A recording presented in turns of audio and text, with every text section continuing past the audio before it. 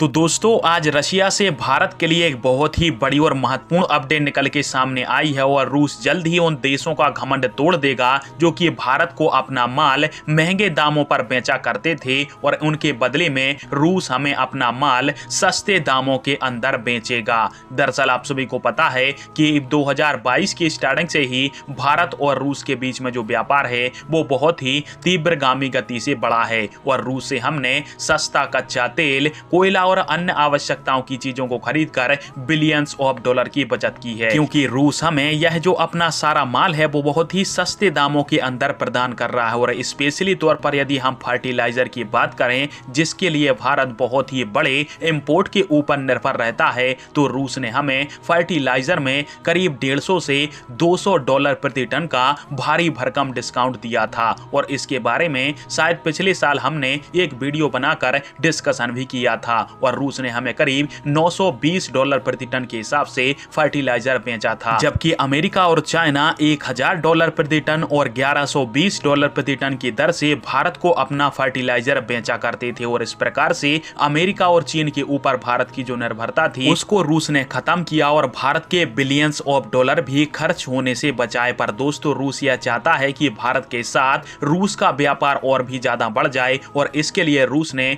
भारत को एक आइडिया दिया है। दरअसल अभी स्क्रीन के ऊपर आप सभी मैप देख रहे हो और अभी जो रूस से सामान आता है भारत में वो सबसे पहले ब्लैक सी के अंदर लोड होता है और यहाँ से तुर्की के यहाँ से होते हुए इजराइल और फिर इजराइल से यमन, सऊदी अरब होते हुए भारत के मुंबई के आकर पोर्ट पर पहुंचता है। और यह जो रास्ता है वो काफी ज्यादा लंबा है और यह रास्ता काफी ज्यादा खर्चीला भी है। पर रूस चाहता है कि रूस के व्लादिवोस्टोक से भारत के चेन्नई तक एक मार्ग बनाकर यहाँ से माल को पहुंचाया जाए, क्योंकि यदि इस रास्ते से रूस से माल भारत आएगा तो हमें करीब जो खर्चा है वो 1/3 कम हो जाएगा। यानी भारत को बहुत ही सस्ते दामों के अंदर रूस से माल मिलने लगेगा, क्योंकि आने जाने का जो किराया है वो भारत को बहुत ही कम लगने वाला है। और इसी मुद्दे पर चर्चा करने के लिए रूसी मंत्री भारत आ रहे हैं और इस मुद्दे पर चर्चा करेंगे। पर दोस्तों आप सभी की इस टॉपिक के अंदर क्या राय है और क्या भारत को अपने दोस्त रशिया की बात मानकर उन देशों से अपनी निर्भरता को खत्म करनी चाहिए